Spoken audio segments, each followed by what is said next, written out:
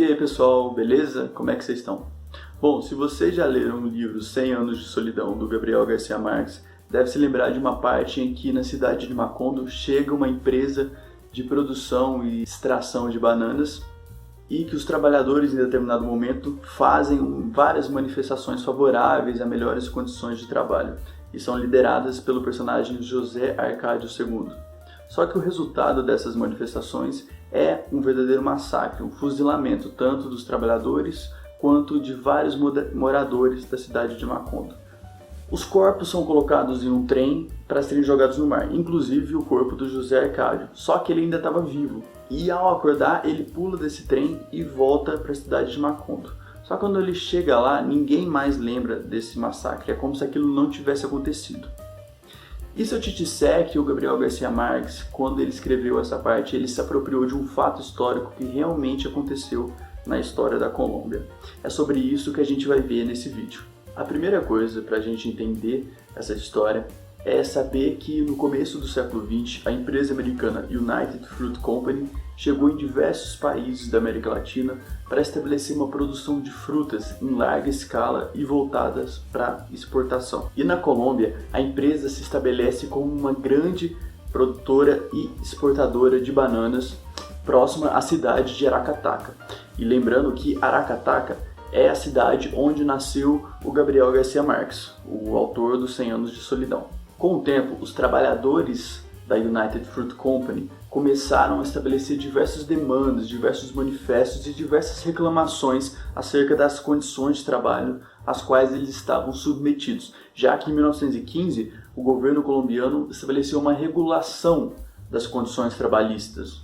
E no ano de 1928, a partir da União Sindical dos Trabalhadores de Madalena, foi feito um manifesto com todas as demandas que aqueles que trabalhavam na empresa de frutas almejavam.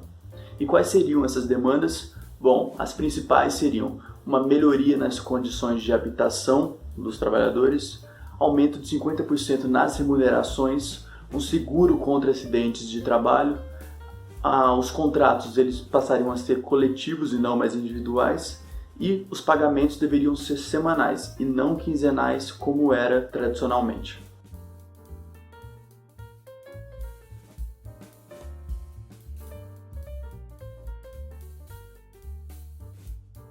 Só que a empresa negou as demandas do manifesto sob o argumento de que os encargos trabalhistas e as demais responsabilidades não eram responsabilidade da empresa United Fruit Company, mas sim da empresa que contratou os trabalhadores, já que eles eram terceirizados. Com a continuidade das manifestações e diante das perdas econômicas por conta da paralisação do trabalho, foi decretado estado de sítio na Colômbia. Só que no dia 5 de dezembro, os trabalhadores foram convocados a comparecer no distrito de Ciénaga, próximo ali a Aracataca, para conversarem com representantes da empresa e representantes políticos. Só que quando eles chegaram lá, quem estava presente na verdade era o exército colombiano.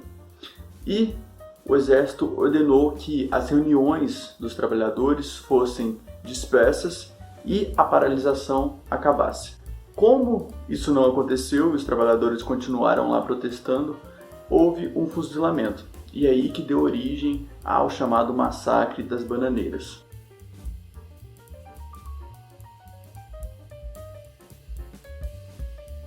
O número de mortos é extremamente conflitante e varia muito de acordo com as fontes que descrevem.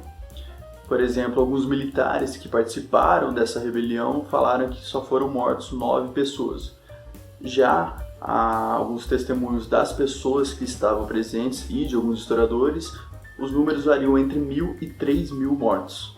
E muitos desses mortos teriam sido levados, transportados a partir de trens da United Fruit Company, assim como está no livro do Garcia Marques. E uma coisa interessante que aconteceu depois desse massacre é a disputa e a construção de uma memória coletiva negativa em torno dos protestos e das manifestações dos trabalhadores, tanto por parte dos discursos do governo, quanto por textos e discursos de diversos periódicos. E essa narrativa, essa memória negativa, ela vai se permanecer até os fins da década de 60, quando uma memória mais crítica em relação a isso vai surgir muito por conta de obras como o próprio 100 Anos de Solidão do Gabriel Garcia Marques, que foi lançado em 1969.